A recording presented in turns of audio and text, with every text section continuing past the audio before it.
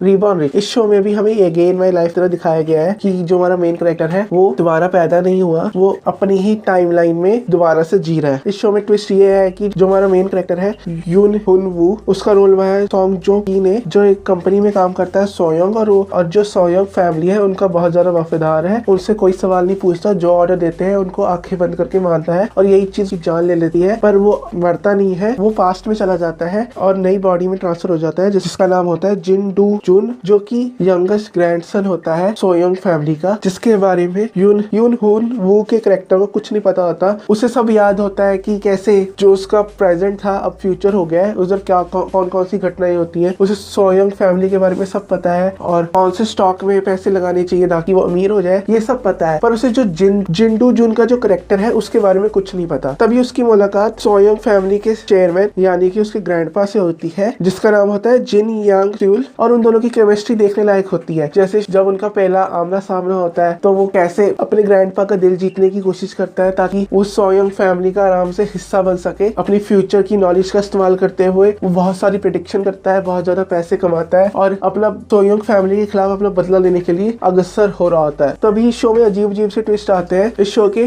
जो 14 एपिसोड है उनकी बिल्कुल ही वैल्यू खत्म कर देते हैं। अगर आपने लास्ट एपिसोड देखा है 16वां, तो आपको समझ आ रहा होगा मैं क्या कहना चाह रहा हूँ, क्योंकि लास्ट एपिसोड देखने के बाद लगता है कि जो हमने 14 एपिसोड देखे हैं उनका मतलब ही क्या है। मैं स्पॉइलर की वजह से नहीं बता सकता कि उनमें क्या होगा, पर जो कोरियन राइटर बदनाम है ना लास्ट एपिसोड में शो की धज्जियां उड़ाने के लिए, वैसा ही कुछ इसमें किया गया है। क्योंकि वो पूरे 14 एपिसोड में सोयोंग को पाने की कोशिश कर रहा होता है, शेयर्स वगैरह इकट्ठे कर रहा होता है, अपने सोयोंग परिवार से लड़ रहा होता है, ट्विस्ट एंड टर्न आ रहे होते हैं, कमाल के क्लिफ हैंगर आ रहे होते हैं। उसी में हमारी जिंडू जुन की लव स्टोरी भी दिखाई जा रही है, कैसे उसे एक प्रोसिक्यूटर पसंद आ जाती है और उस पर मर रहा होता है, अपनी फ्यूचर की नॉलेज इस्तेमाल करते हुए उसे पटाने की कोशिश कर रहा होता है। पर लास्ट एपिसोड में जरा सा हिंट दूं तो उसके पास कुछ नहीं बचता, उसकी सारी दौलत वगैरह छिन जाती है और वो शुरुआत से शुरू करता है सोयोंग फैमिली को खत्म करने के लिए और वो सफल भी हो जाता है। पर वो जो हमने जिंडो जुन का जो कैरेक्टर था ना, उससे हमारा कनेक्शन एस्टेब्लिश हो जाता है पूरे शो में और बहुत अजीब लगता है कि वो 16 एपिसोड में बिल्कुल एकदम से गायब हो गया। अब मैं थोड़े और इस शो की वीक पॉइंट्स की बात करता हूँ, जैसे कि सिनेमेटोग्राफी। हर चौथी चीज को पीला करके दिखाया जा रहा है। आप न्यूयॉर्क दिखा रहे हो, टर्की दिखा रहे हो, कोरिया दिखा रहे हो, सब पीला। पता नहीं पीले रंग से इस डायरेक्टर को क्या प्यार था, मुझे समझ में नहीं आया। और सॉन्ग जोंग